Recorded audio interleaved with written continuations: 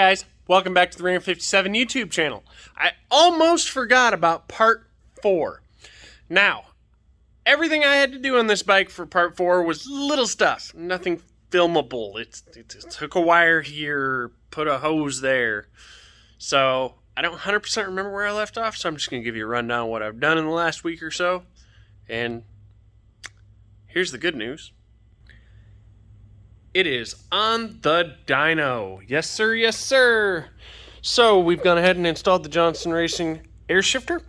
We've got the Power Commander air shifter conversion harness for the quick shifter on here so that it kills through the Power Commander. The PTI is set up with a good base map. Everything's ready to go there. We've got the turbo mounted, the radiator, everything ready to rock there. We have installed a two-step, which turned out had a bad box. So that's on RMA. We're waiting for that to come in. Got to communicate a little more with them and make sure they're good with it. Then they're going to send me a new one when they come in stock. For now, it's wired up, but it's not functioning right. When you plug it in, it drops the cylinder instantly, and it's always in two-step active mode, which it shouldn't be. So, let's see. Airlines are all routed, new fittings, all the goodness. Fuel pressure gauge is fixed and set.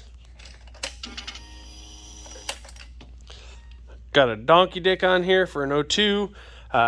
Did originally run the O2 up here. Ow, hot. Run the O2 up here.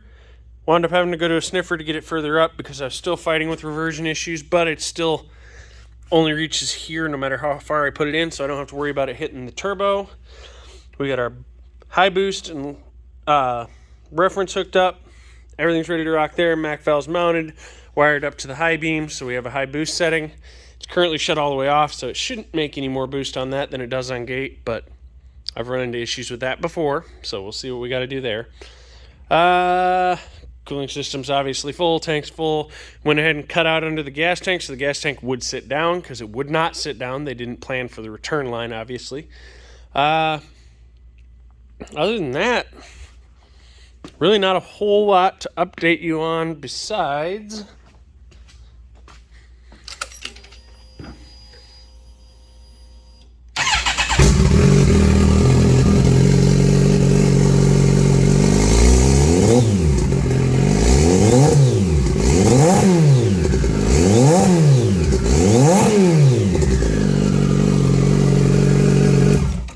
she makes spoolie noises, and I wouldn't have revved it like that, except it's still freaking ungodly hot because I've been doing a little bit of driving on the dyno, just kind of getting my idea of where everything's at, going through my sensors, trying to figure out why the map sensor was not reading boost.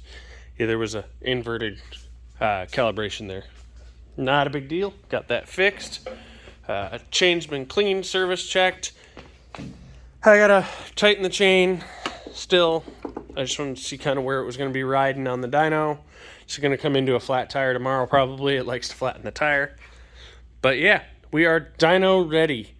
So part 5 will be a few days worth of clips here and there of me tuning some low drivability, low load, then higher load, low end, and then we'll work up into the boost, and we'll get the boost comp figured out, everything rocking there.